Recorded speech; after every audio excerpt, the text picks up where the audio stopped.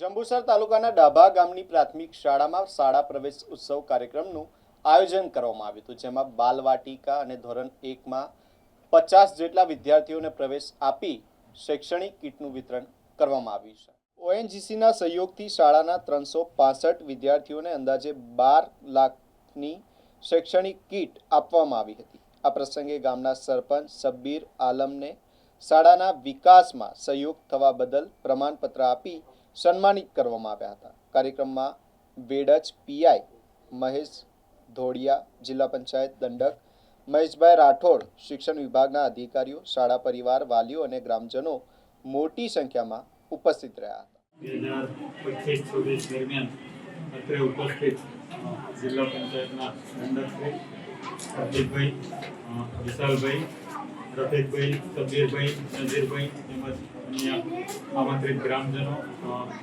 તેમજ આંગણવાડી કર્મચારીઓ તેમજ શાળાના શિક્ષક મિત્રો અને શાળામાં જે નવા પ્રવેશોત્સવમાં લગભગ 50 જેટલા બાળકોએ પ્રવેશોત્સવ લીધો છે. તમામ મિત્રોનું ભૂલકાઓનું હાર્દિક અભિનંદન પાઠવું છું.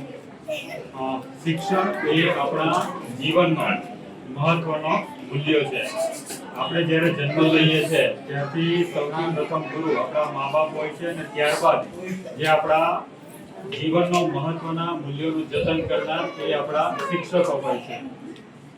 તો આપણે જે શિક્ષણ દરમિયાન આપણા જે જીવન મૂલ્યોનો વિકાસ થાય છે તે દરમિયાન તમામ આપણું જે જીવન વિકસિત કરનાર શાળામાં શિક્ષણ લેનાર તમામ